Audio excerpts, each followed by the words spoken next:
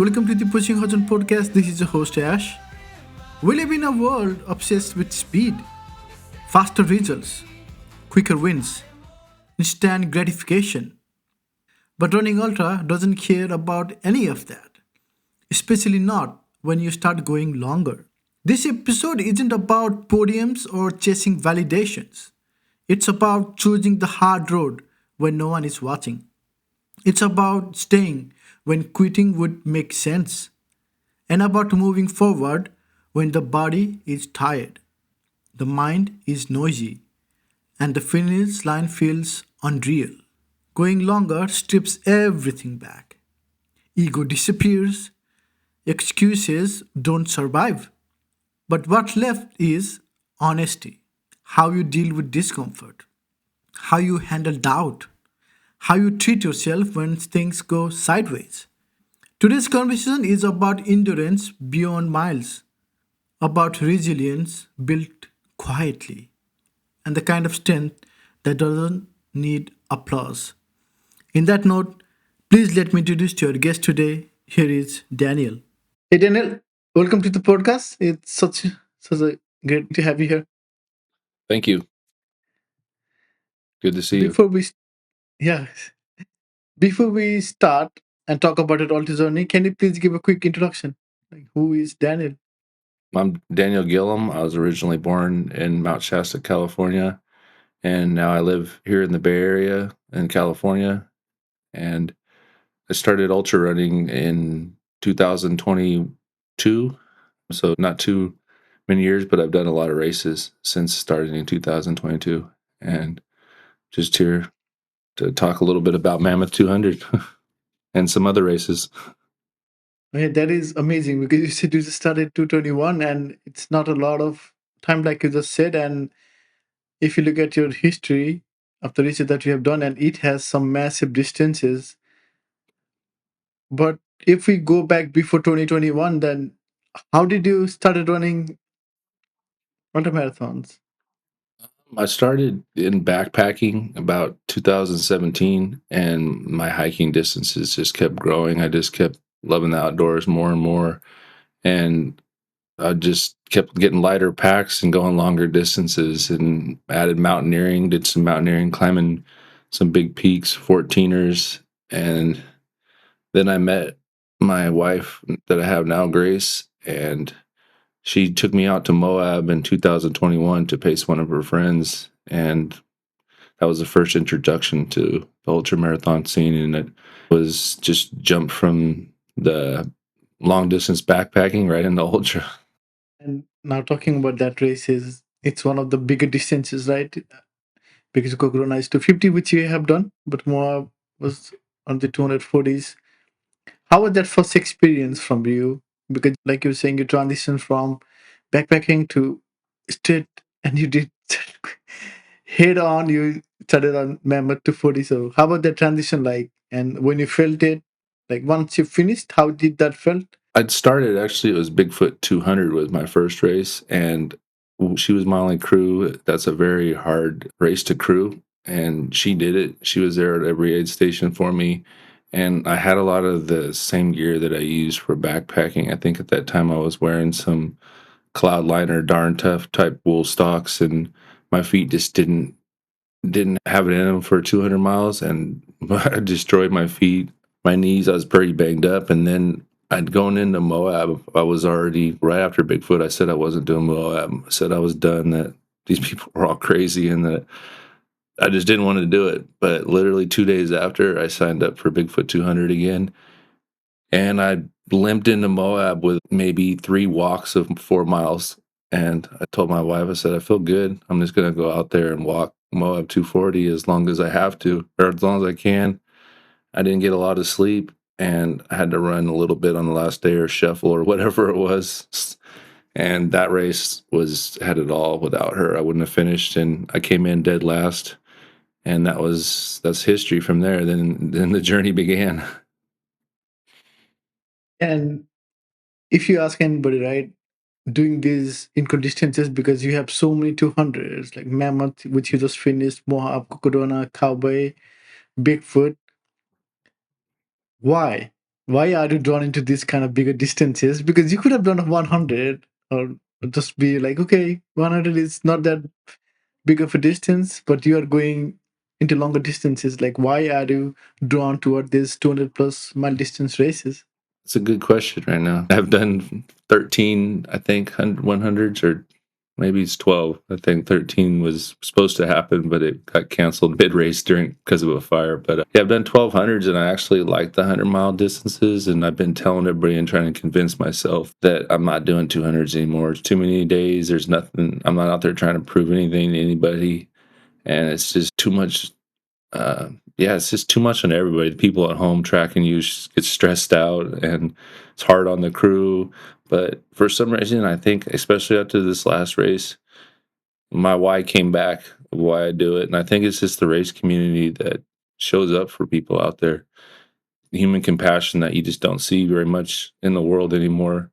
And it's, yeah, it was, I have friends that show up that unexpectedly to say hi, or there's a guy that was in the race that dropped early that crewed us and had an extra van for our crew so they could get better sleep. They cooked in the van, and that was huge. And it was full circle. It was a guy that I met in my first 200 Bigfoot 200 on the section that was to date my worst possible place in the click attack at Bigfoot. I was falling apart mentally and physically, and I sprayed DEET in my mouth. I ran out of water. My mouth was blistered.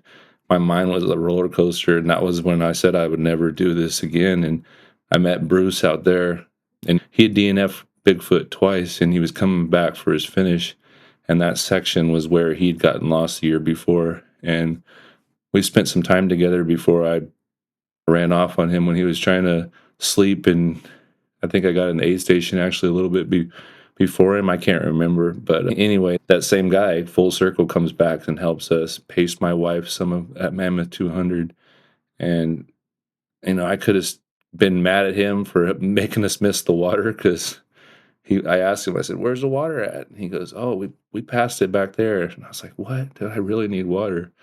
Back then, I think I really did focus a lot on running out of water. Now I could run out of water and go 10 miles and not stress out about it. But You were just mentioning that when you do these 200 distances, folks back home get stressed where you are. And now you just told me that you and your wife both finished Mammoth 200. And like, how did she get into this too?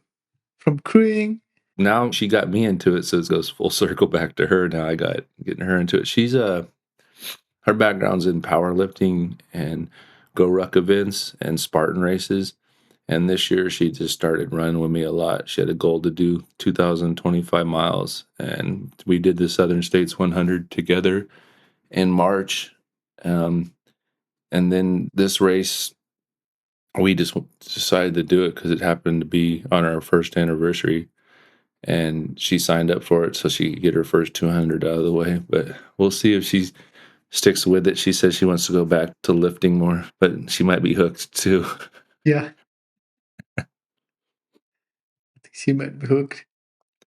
And like you were talking about earlier on, you said you have done 12 or 13 100s, but then you have as much 200 as well. So when did you realize that, okay, 200 is a different ball game than 100? Because 100 is pretty much easier for you to compare to the 200 because it's longer distances, like we were talking about earlier.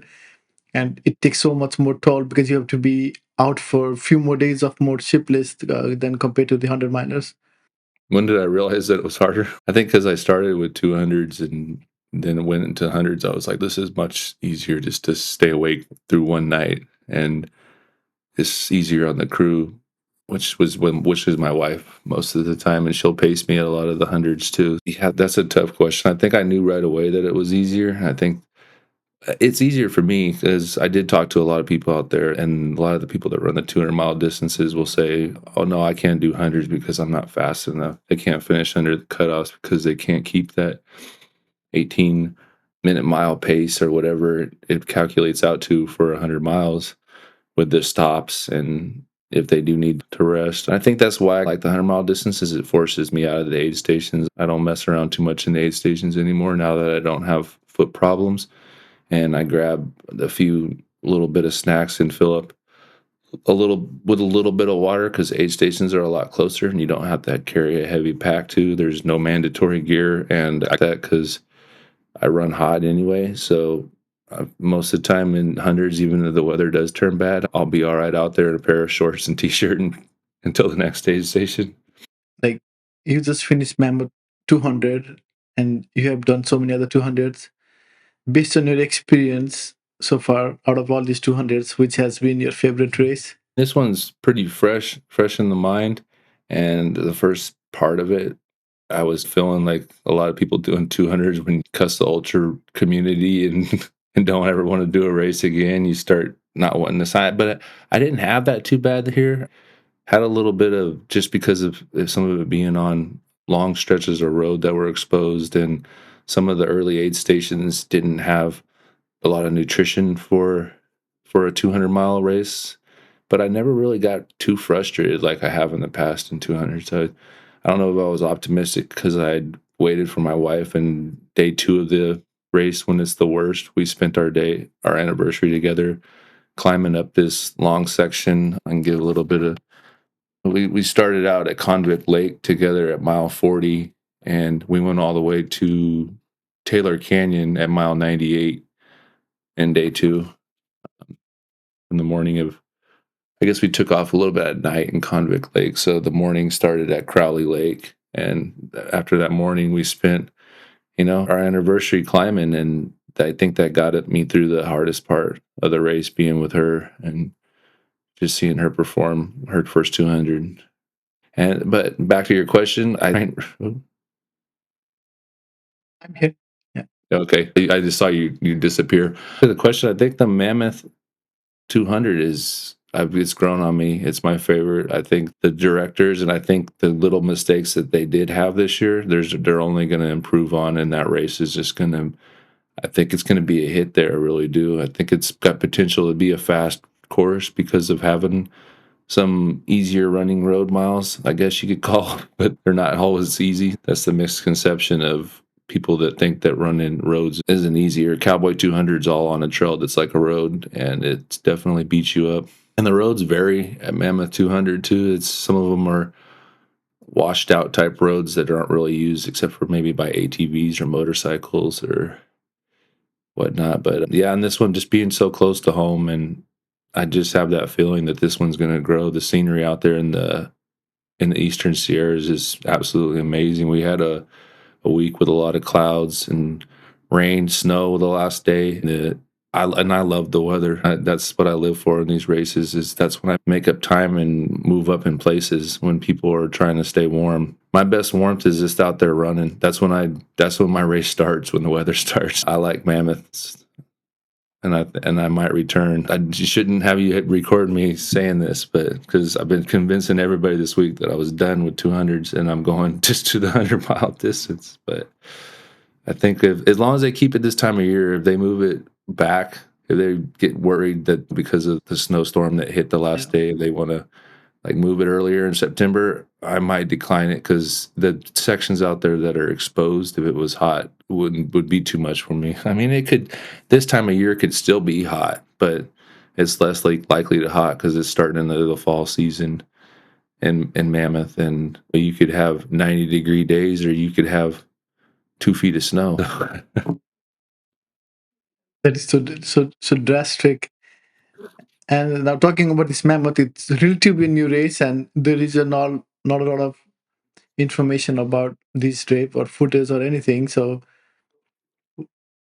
which part of this race did you like the most? I heard you talk about like the footage, and there actually is some really good footage. Mountain Outpost was out there, and some of the camera footage is probably not probably, it's the best footage that I've seen in the 200s distance so far. I think they do a lot of stuff for Cocodona, and but the scenery out there in the Eastern Sierras and how they can get to access to some of these locations. There was a guy, his name was, oh man, Tony in the Hills. I actually reached out to their director yesterday, or whoever runs their Instagram, and they told me who he probably was. He'd just pop up in these locations that were right where they needed to be to catch the beautiful scenery in Mammoth. And yeah, if you look at some of the mountain outposts from Mammoth 200, they got some great coverage out there. And I think that's one of the reasons why the event will grow so big, is because their advertisement will probably be pretty good for the race. And it's not too bad of a race to crew either. Our crew didn't even use a full tank of gas in my van, which is great. At Bigfoot, my van probably would use probably 3 tanks of gas, because some of those aid stations are like 3 hours apart, and it probably would have got beat up on the dirt roads out there too. I mean, she definitely drove it in some interesting places out there, and the van got a little bit of scar from the race. It's okay, because yeah, it got interesting. The weather got definitely turned towards the last couple of days of the event. How did you set up your training for this? Because there is not a lot of information, and lot of people have run it because this is the first year, right? So when you set out for this compared to the other races, like for Bigfoot, Moab, Cocodona, there has been so many years of footage, like people know what to expect. But for this, you've been relatively unknown because, like you were saying, like it was super hot and then it snowed. So how did you prepare leading to this race? I think I'm not one of those people that go crazy and prepare and take charts for elevation gains between aid stations and what the course looks like between this. A lot of it I like to see firsthand when I go out there, and that's one of the reasons why on my ultra sign up most of the races I do once, because I do like that thrill of the unknown more than knowing. So I didn't have to train any type of way for it. It was, I think, the time on my feet since 2021 or even before with the backpacking is just increased and gotten better, and I know I'm capable of going those distances. And once my body wakes up and realizes that's what we're doing again, it just follows along. We were talking about earlier on the first time you did Bigfoot 200, and you were like, I'm never gonna do this. It sucks. We all have this moment when you do this incredible distances because it will be several times because there will be highs and lows. So when you are going through these lows, do you have any mantras that you use that so that you can get back to reset your mind? They've changed so many times, my whys. I think early on my why was just to prove to myself that I could do hard things and things that seemed impossible.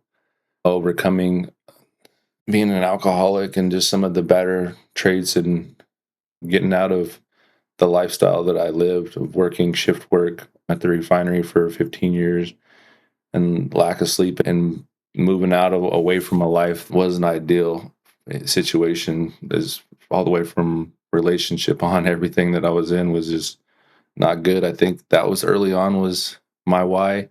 And then my why is just shifted so many times. I probably should write it down because it definitely changes. A lot of times I run for in memory of people, or just people that can't be out there. And but a lot of it I just do it for myself, because this is my new why of is to push. So I don't know if I really per se have mantras out there that help me go on. I can't say that. Well, I normally do, and that's just I got to finish this so I don't have to come back, because I like I said I only like to do races once, but that's normally my wife always tells me, because of Bigfoot having to go back and do that a second time because of DNF, and she goes, "Do you want to come? Do you want to go back? You better finish, or you're gonna have to come back here." But yeah, it's I just keep pushing it. I know it's going to get better, and I get to know my body more and more each day. What makes it work, and when to not push out there, because sometimes pushing too hard earlier on, I would be so beat up in the late in the races. And now I finished strong. That last 30 miles at Mammoth, I think it was a marathon distance. That last marathon distance, I probably ran or moved just as fast as I was moving on day one, or at least it felt like it. Might have been a little slower. When we are talking about the distances, right? So especially the multi-day events where there is so many factors, the fueling, there is the mental fatigue, physical fatigue, and also the sleep deprivation and hallucination. Those are like a big part. And when I talk to all the folks who did Corona, they had so many of their own stories. So how do you train for the sleep deprivation, for example? And I didn't have as much problems with going long times without sleep because I work shift work for years, and my body was used to getting 3 to 5 hours of sleep a night. Lately, with Grace and I, we sleep 8 hours now, and we don't train for staying awake. We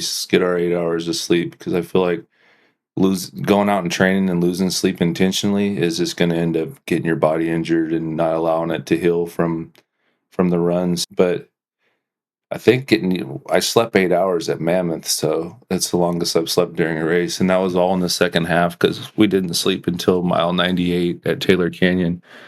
And after that, I think every morning between probably 1 o'clock in the morning and 3 o'clock in the morning, I was coming into an aid station around those times and got 2 hours of sleep at a few different aid stations and didn't hallucinate out there. I think I only had one section where I was walking around and had to take 3 trail naps back to back within a half a mile on probably the only real sketchy single track in the whole race. So you would think it would have kept me awake in there, but for some reason I think it was, where was that between? It was between Lee Vining and, let's see, Lee Vining and Grant Lake. I think there was a lake out there called Walker Lake, and we actually heard this beaver slapping the water that sounded like trees hitting the water. And one of the racers told us later, he's like, "Did you hear that beaver?" And I said, "Oh, is that what that was? That makes sense." And he's like, "Yeah, he was trying to tell us to get out of there." And shortly after that, we made this climb up on this single track, and I couldn't stay awake. I was stumbling around, and then I'm like, I'm gonna end up falling in this lake if I don't get some sleep. But I don't do any kind of training for sleep deprivation. I guess just the amount of hundreds I do every year tells the body, like, every now and then we just don't get sleep out there. And we did It sleep is. good the night before the race, which that was a first too. Normally I'm lucky to get 3 hours, and I think we got about 7 hours in the van the night before Mammoth. So that was a great start for us. When you set out to this distance, so like I was talking about earlier, there is so many highs and lows. So especially towards the end, when you have done over 170, like you're talking about the marathon distances, how do you tell a body to move? Because it's so hard, right? Because after you do 170, been out for a couple of days, it's tiring, it's everything is hurting. How do you do it? You said, how do I get the body to move after 170 Yeah, miles? yeah. I think in this one in particular, it was the rain and lightning were present. They'd been holding up people at aid stations at that point. People that were on the summit were already in snow, which I figured, but I didn't know what they endured up there. It was pretty intense. The weather probably had a little bit of help to do with it because I love it. I love when it rains like that.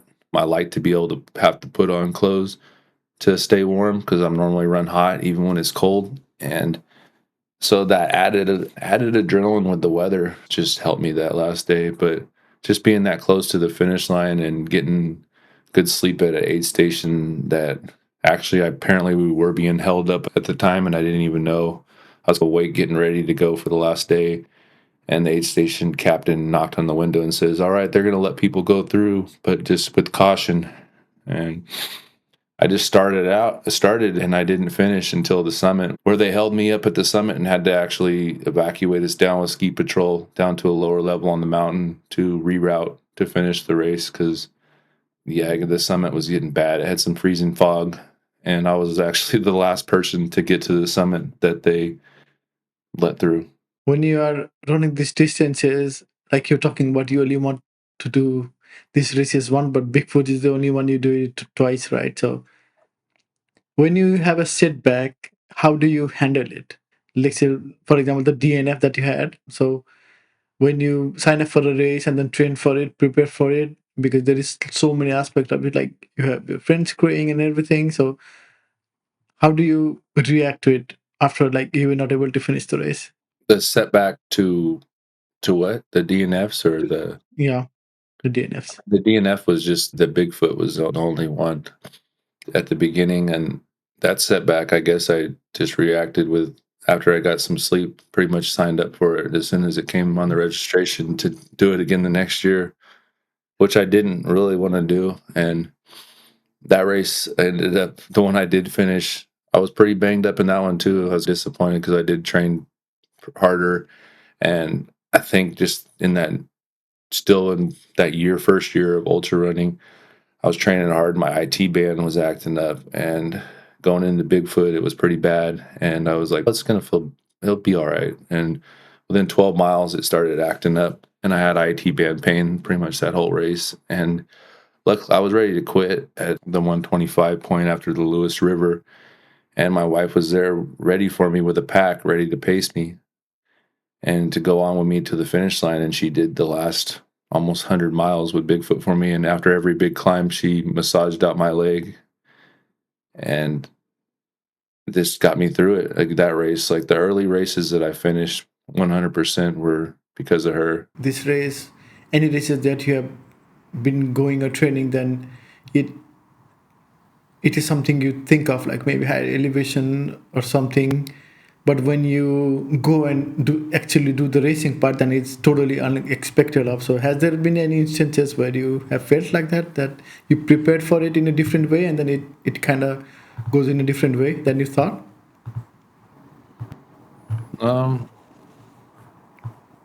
no, I don't think I've had anything for that, but I can think of like some of it would be normally weather related, like not intentionally, but wherever I'm at, maybe hot or cold, and wherever I'm going, be the opposite. And it's kind of, but most of the time it's because it's colder than where I'm training at here in most of the races, and I'm totally fine with that. I don't have to train for the cold because I got northern European blood. So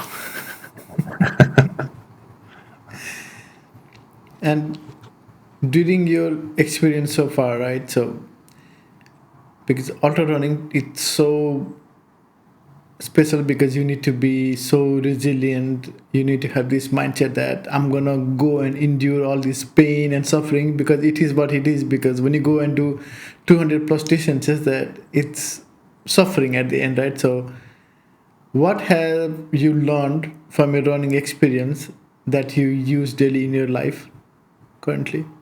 I think the experience that I learned for the life is just it's made me be able to get over challenges and hard things in life much easier. I look at things in a different way because of the experience out on the trail. I think it makes me look less at those things that felt impossible before in life and be impossible. You know, being able just to go out there and do the work and move forward with it instead of get that less likely to get in the mindset of sitting there saying you can't do that or you're not good enough to do that. I think it's slowly like a pill to just get rid of that in your mind that anything's possible in the world. And I think the only problem is I would say from these races is coming back to reality and going back to the real world, and it just being frustrating because you don't feel like everybody else is seeing the same picture in the world, and there's a lot of crazy chaos going on. And sometimes I think people just want to go out there and run and stay running. It's so I think it does help get through the challenges of the day, but it also has a catch 22, whatever reverse effect of that of at times not even feeling like going back to the real world because you learn that you just don't want any part of it, or at least for me, that's how I'm getting. Yeah, it is tough, and it's brutal everywhere. There is, whenever I look the media, and it's just like, oh, it's awful everywhere. And you came from the mountaineering background, right? So the Dan that was doing these massive hiking, all these things, and do you think that Dan would have believed, or Dan would have believed that he would be doing these 200 plus miles, massive races? No, not at all. I mean, when I was hiking, there was a couple times that I had to like run to the car a little bit because I ran out of daylight and didn't have light, so I had to run. And even running a mile, I felt like my world was ruined. I couldn't hardly get out of bed the next day from having to run down a hill. And I'm from my background was from sprinting. I was a sprinter in high school, so even training doing the mile back then, we used to hate it. We'd be like, why are we running mile when we were running, 400s and 200s? And so yeah, the old Dan definitely would not have ever imagined him doing this. At one point, I was almost 300 pounds, and I mean, I'm 6'5". It didn't look like I was that heavy, but definitely a lot heavier, and I lost about 50 pounds of that backpacking, and then even a little bit more, and then put some of it back on. I said around 230, but even then, yeah, no, the old Dan definitely would not have thought we were going to ever be doing something like this, and it still surprises me sometimes. Do you think that all the mountaineering that you have done and hiking that you did has made you or gave you this stronger base? That way you are now able to execute on these bigger distances right now. I think it does help. I think the backpacking, long distance backpacking, is definitely like the gateway drug to ultras, if you want to give it that kind of title. Just because you have weight on your back and you're putting in long miles and you're getting your body and your foundation set for exactly what you need to for these long races, and especially the 200-mile distance. The only training you really need is time on your feet. That's it. It's you can pretty much walk these things if you could hike fast and go up hills fast. And yeah, so it's that absolutely helped me, and it's helped me. Like the mountaineering helped me with, even in this current Mammoth 200, the last push I did towards the summit, and the weather. I mean, having mountaineering skills and just knowing what to do in storms like that, it helps. You don't have that fear that, or you have less fear that you're going to die because you're capable. You're capable of doing it. And have you ever thought of doing FKTs? And just because you have been doing self-supported these huge distances before, so have you thought of doing these FKTs and set on a new challenge? Because those are pretty much long distance too. I know. You might have just challenged me to do it. I've thought about it, and then I kind of went back and was like, no way, I'm doing that, because the one particular one that I would go back through and do a lot of miles through my home area up in the Northern California mountains and stuff. And yeah, I've actually thought about it, and yeah, I might have to revisit that and consider that, because it would be kind of fun to just set up and get my family involved to meet me at checkpoints along the way, and just push. I looked it up on the website, and it's definitely possible. So, and hasn't been done. I'd tell you which one it was, but somebody might see this, and then I wouldn't get the FKT Yeah. FKT for it. True. You just said that you don't like to repeat the races, but seems like you have your eyes set out for Mammoth 200 again. So, which part of this current race that you are really looking forward to going back and crossing it? I mean, just the fall colors this time of year and around the June Lake area are phenomenal. We had a lot of clouds, thunder clouds, that just are amazing with the 12,000, 13,000, and even a few 14ers. I think White Mountain you can see towards the east, Boundary Peak. You can see Nevada's highest point in that same range. And just the scenery there. At first I didn't like it, but then I started to grow on me. Is just, you could look back when you're halfway through the race and look across and see where you started. I mean, that's how open country this is, and there's a few places you drop down and can't see the whole racetrack, but the views there and just some of the stuff that you come across out there is amazing. There's obsidian dome. There's like these mountains that just have this obsidian glass all over, and just the terrain that you cross. Some of it's like you're walking on the moon. Sometimes there's pumice out there that's so finely ground that you're sinking in it as you step. And just being close to home and close to my heart with the Sierra. And I'm a big John Muir fan, and reading books about his adventures in the Sierra, it just found a place in my heart. The shirt I'm wearing right here is Headwaters, and I do that race every year because that's where I was born, and that was supposed to be the only race that I repeated. But definitely not a 200-mile race. I told my wife last night, I'm like, oh man, I don't want this race to have to be one that I have to repeat. But starting an inaugural year, it might have to happen. And I might just have to keep doing it until I can't. Definitely, it's. I was talking to Katie Esmouth, and I think she is involved in this race, and she was talking about it on the podcast where we were just like, "Oh, we are doing this mammoth race, and you should do it." I just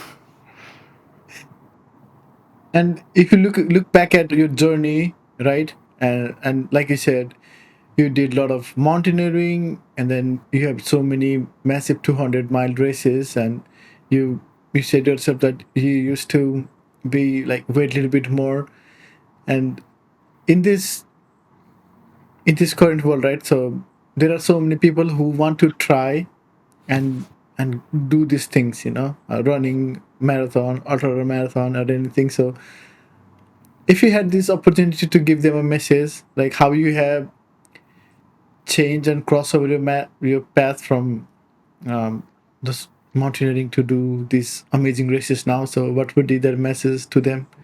I think my message to people is that you have to believe. You have to really believe it more than anything. It's not, in my instances, it's not all about the training.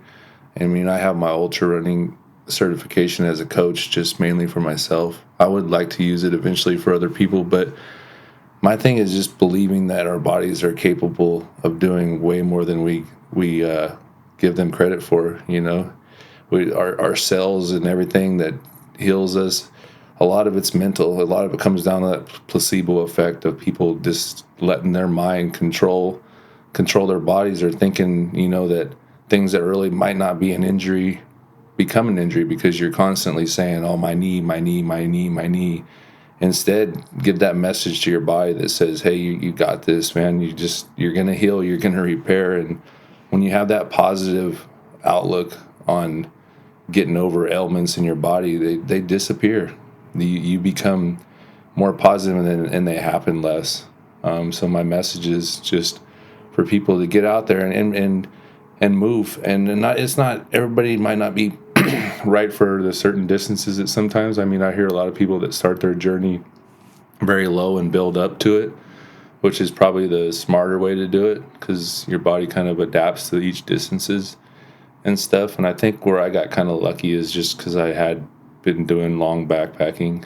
I didn't do any through hikes like the Chisholm family the Brody that does so well at Cocodona. Their family started at that, the big through hikes and stuff, and that kid's killing it out there. I can't wait to see what he does in the future. He just crushed Bigfoot 200. So and that's a family that come from the background of just hiking, backpacking, and obviously good genes. But Yeah, I talked to Jenny. I did right after she finished Cocodona, and she was talking about like when she was on this path to do this, like some Appalachian Trail or something like that, and they accidentally bumped into Cocodona, and then like, oh, let us do it, and then everybody's involved. It's like not just one people, and like all of their sons are. I think next year the youngest one is doing Cocodona next year, and it's incredible. Like, oh, the third it's one, they have a third one yeah, starting now. yeah, Yeah, there's 'cause the first year he was actually under the age, and they kind of signed a waiver for him to go out there. Brody was 17, and then this year he did have another brother, so they're all becoming close to that age to see out there. So yeah, it'd be exciting to see that family out there. yeah, it's and she doesn't know if she will start because her youngest one also signed up for it and selected, so they have to decide because who's gonna do it. So it will be interesting to see like what happens there. It's incredible. Like I think he came second after Gilliam and the Bigfoot. So Yep. it is And like fast. both How of them are fast people? Yeah, insane times too for Bigfoot too. I couldn't believe the times they put up out there this year. That's pretty wild. it was insane. Like 41. I think Killian finished on 41 hours or something like that. That was It like was. It could have been because I think Brody's was 45 or 46, but I don't know how much further Killian was ahead of him. So I was talking to him and he said that his transition has like from the eighth station is or has improved so significantly. I think that was the difference between those two was those two way getting out of. He said that Brody was much more faster or something like that, but his transition in the eighth station was gave him the upper hand to do those races. yeah, some And of their guys' crews were fast, putting them together real quick. where he was, I don't know, there was some example he was giving, and it was like 5 minutes or something like that, or it was something like that, like the transition in the like eighth station, and that's when he figured out that he need to do a lot more better. And it like he has few DNFs, but it's just incredible how he's this year has been like insane that all those 200-mile races. Like I don't know how you guys do it. It's insane that what you put your body through. These distances. Yeah, some people are doing a lot. I don't ever want to do. I think managing my body would be the key, and that's I think for me it's just listening to my body and getting the rest and knowing what my limits are, and I'm not trying to push those limits because I don't want to find out. I don't want to screw up my back. I don't want to screw up my knees doing 7, 9, whatever 200s a year. So I think I'm good with maybe one or two max a year. More likely 1, 200 a year is if I'm going to leave it at that. So I'll give myself that open window to do 200s once a year since I've been trying to get away from them, but apparently it's not going to happen. It's just the community out there. It's the open support and love that I think that I would miss is seeing the 200 community and how they come together and help each other out. And as you look yourself, right, as you are doing these insane races and these distances, do you see yourself as a role model for the new ultra runners, or are you still trying to figure it out when you do these distances? I mean, I hope I have a lot of people that inspired by me that aren't runners and stuff, or they do other things and have become inspired to by it. But I don't know. I hope so. I hope that people look up to me and encouraged to ask me how I do it and stuff, and because I don't think I have a traditional method on how to do it. I think I'd be more designed to just to the normal person, that person that's not elite. you know I think you have something to learn from everybody. I think we can learn from people in the back of the pack all the way to the front of the pack, and I think a lot of people that struggle in these things look too much to just get information from the elite people because they want to be like them. And some of us will never be like those elite people. We're not all made the same equally like that. So no matter what kind of training you do, I'm not saying that there could be a race out there that I don't do well in because of weather or how whatever aspects there is, but as far as going out and running Bigfoot in 46 hours, that'll never be my goal. And maybe if I would have started younger and have a higher VO2 max, but I'm getting up there in age, so I think I'm just going to be happy to stay mid pack or every now and then have just a great race that I can finish. But yeah, I hopefully can be role models to people and just in life in general, not just about the ultra running, just in life's journeys and passages that we all take every day, the human struggles we all face. Definitely. And when people talk about these bigger distances, right? So there is a lot of hate with like, oh, you have to walk around, like if you just compare about ultra running in general, because you literally cannot run for 3 4 days. So it's like there's this misconception. So what would you say that one misconception that people think about like 200-mile races? The misconception about like running, Yeah, 200-mile race. I think I understand it is like the misconception is that sometimes people think they have to run, so they're out there forcing themselves to run, maybe.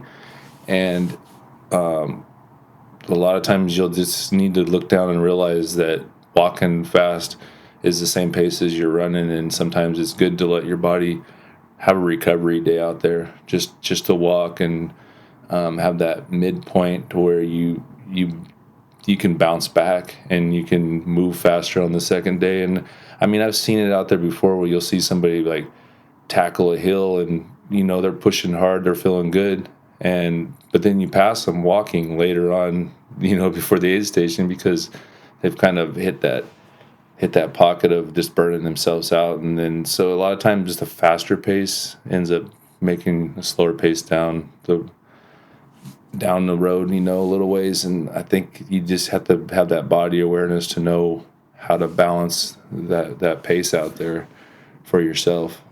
And how is your feeling when you do the kind of races? And do you have any food craving when you're doing it? Like, give me burritos, give me this, that. Do you have any food craving?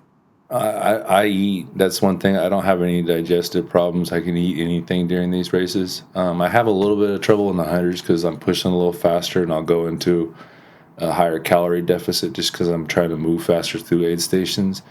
But during the 200s, I'm craving solid food. I'm craving burgers with bacon and avocado and the works. And I think that was the one thing I missed at Mammoth. And luckily, I had a coworker that drove out there and brought some Mexican food from a local place in June Lake and nachos. And I crushed this nachos. And that's right after that's when I got my first sleep, is after eating real food, because I'm just craving real food, just like we eat every night, and I miss that. We eat well. That's another thing. My wife's a great cook. I am too when I cook, but most of the time I let her do that. And we eat good. We eat healthy and we eat good and a lot.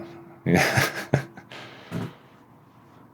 And looking at the future, right? So, what is next for you? You just said that you don't want to do a lot of 200s, repeat especially, but there are not a lot of 200s, but there are a lot of 300s or more. 300s? Yeah, No, there's only one right now. I think the Monster 300, and I don't have in any Europe. desire. Oh, there is in Europe. They do 300 miles over there. Yeah, I think Oh, there you was. guys. I was talking to Annie, and she said there is like 700 kilometers something. Oh man, no, that's Yeah, yeah. I'm not. If I'm gonna do that, like I said, it'd be like a FKT. That's something that I can even take a full day break and sleep or whatever, and then get going back on it. To me, the 300-mile distance is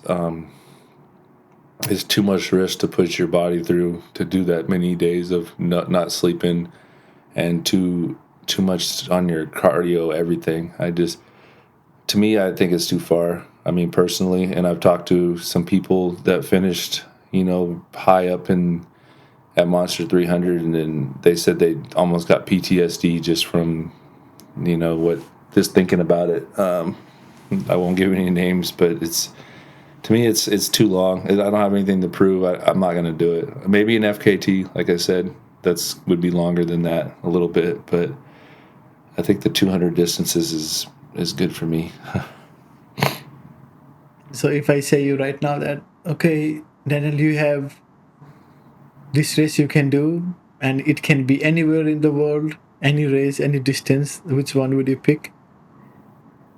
Oh man, that's a tough one.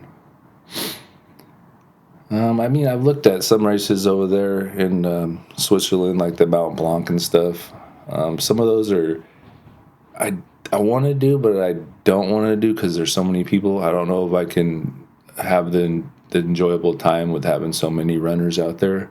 It could be good. It could keep that intensity and that adrenaline level up all the time, seeing people. And but just the chaos in some of those aid stations with those bigger races, I'm not sure if I would enjoy, because I just kind of I like to be to myself sometimes and my thoughts. So any race, I mean, every year been putting in for Western States. I think the Western States is one that's on everybody's list to do at least once. I've ran quite a bit of the trails. I wouldn't say they're absolutely insanely amazing, but it's a big race. I haven't really looked over there in other countries too much for races yet because I don't want to open that avenue yet. But we do plan to travel. So yeah, I don't know if I have any.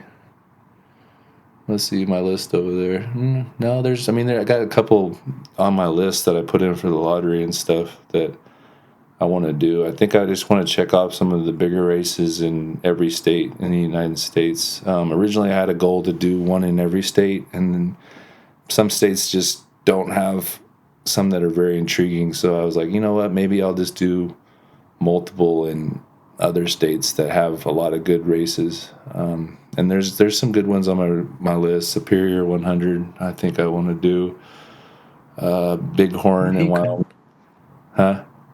Mohican 100. I've had so many people from Ohio into the podcast, and they talk about that. It's one of the good races, I think.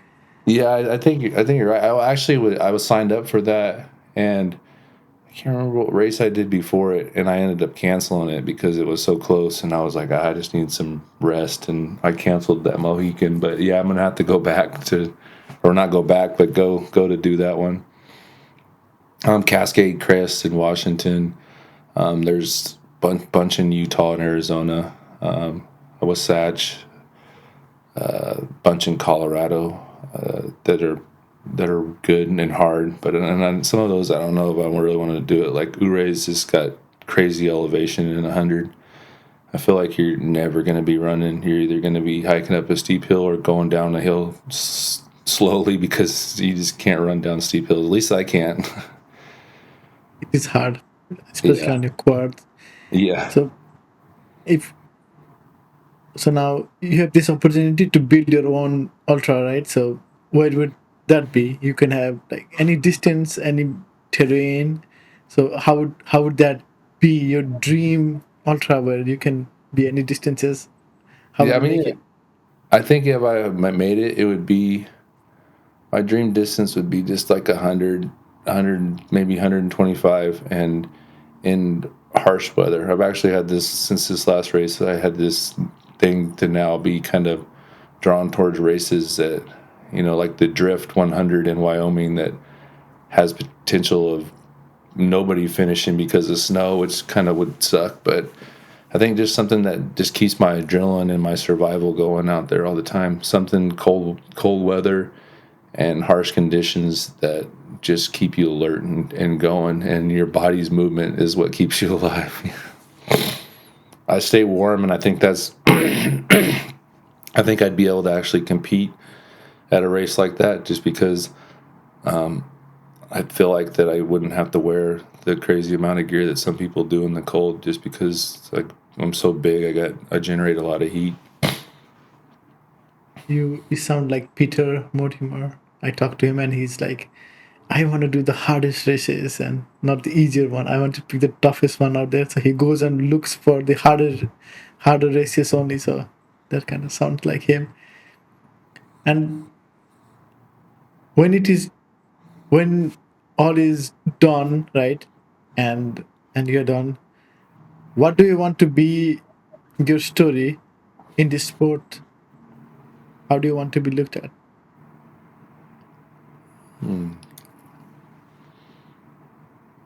That's a tough one, but I mean, I think I just want to be looked at as just being a sensitive, compassionate person. That person that would just go out there to help anybody and do things for anybody.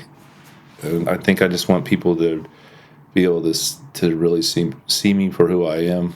Not just when you see a guy that's 6'5", that's 230 pounds, it's not always somebody's first impression of being like, oh, that guy is this super caring person. So I think that's more. I just want people to look at me as the person I am. I don't want any accolades of being like, oh, he's amazing. Blah blah blah, or maybe that I'm just a a beast on the mountain or something or whatever. I just take on these challenges. But yeah, I'm kind of in between. That sensitive person, and then high intensity level of what I call the berserker mode. It's like you bring in the ancestors, and that's when that adrenaline hits, where you feel like nothing stands in your way. It's if you're close to not making cutoffs, or the weather gets nasty, or whatever it is, sometimes you just have to tap into that berserker mode.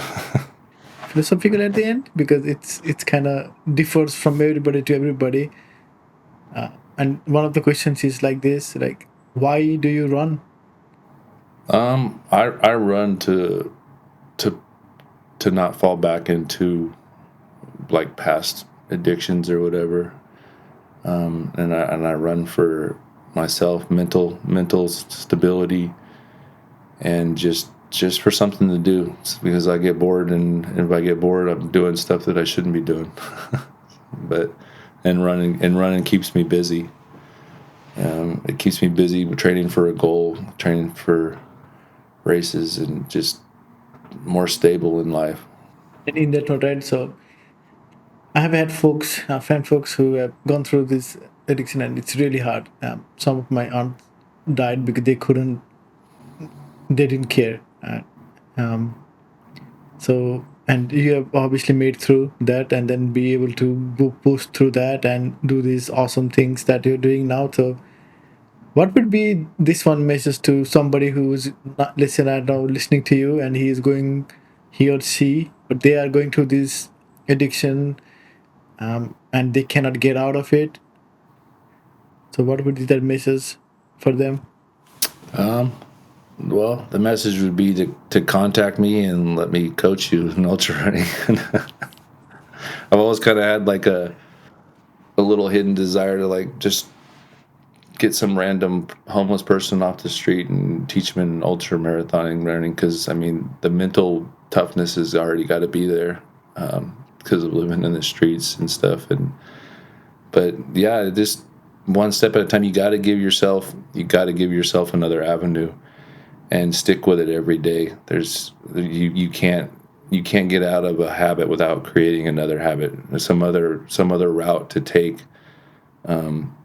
because nobody's gonna just quit drinking and be bored at home and watch TV while all their friends that they know that they used to hang out with are out there still drinking. You're gonna still go back to drinking. You have to create a new habit, um, and it takes a while. We have these entrenched things in our brain that stay with us for life, and I think you got to just pave over those trenches and create new ones. You got to create new pathways. So that's it. Create new pathways. Thank you for that. So, the next is this rapid fire question. I'll just ask you a bunch of random questions, and whatever things pops to your head first. Okay. Toughest race you have ever finished? You said the toughest? That would have to be the Bigfoot 200. It's pretty secluded and got a lot of single track and elevation gains and just terrain changes. So yeah, I would still have to say that the Bigfoot 200. Favorite 200 miler? Yeah, the Bigfoot 200. No, no. Favorite is also Favorite Bigfoot. 200 mile.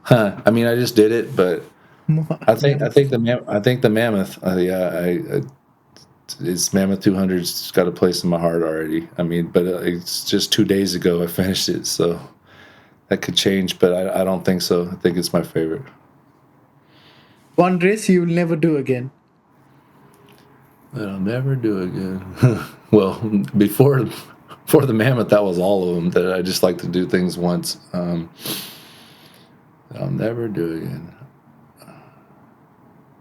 Well, I'll give you the same answer. Bigfoot 200. I've done that twice. I'll never do that one again.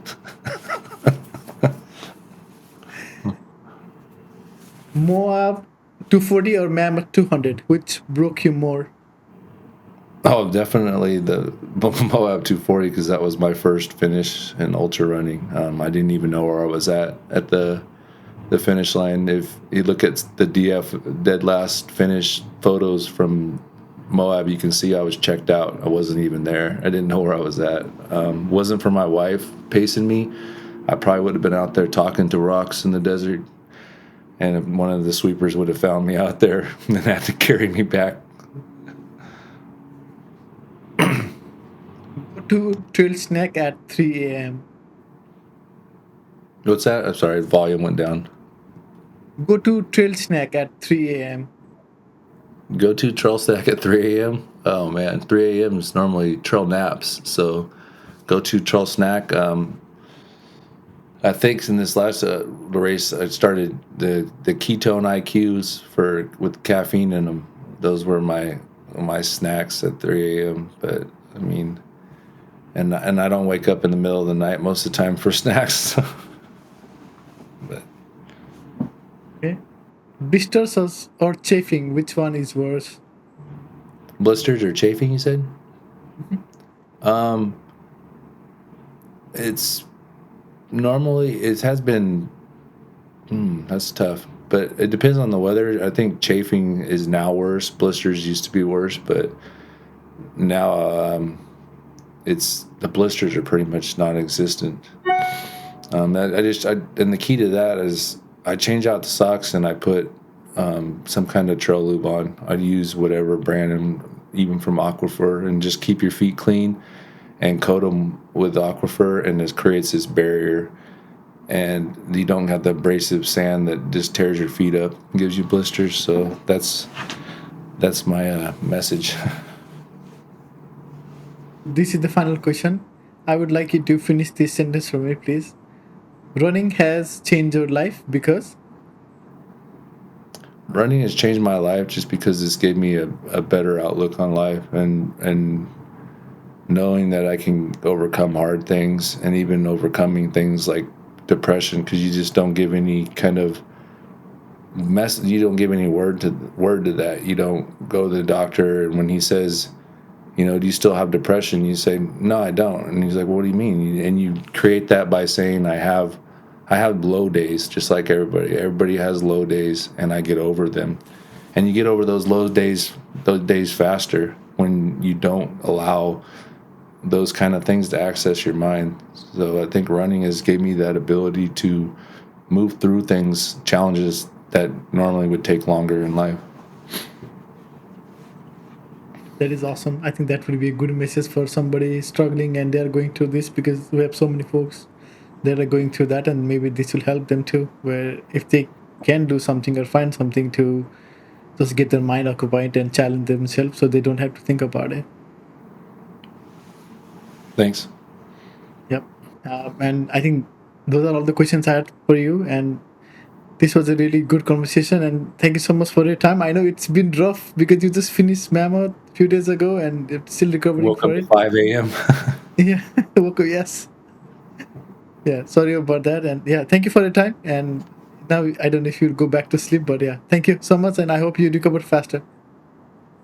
All right, thank you. Thank you for having me on here. Nice to meet you. Yep. Thank you. Yeah. Nice to meet you too. Okay. Bye.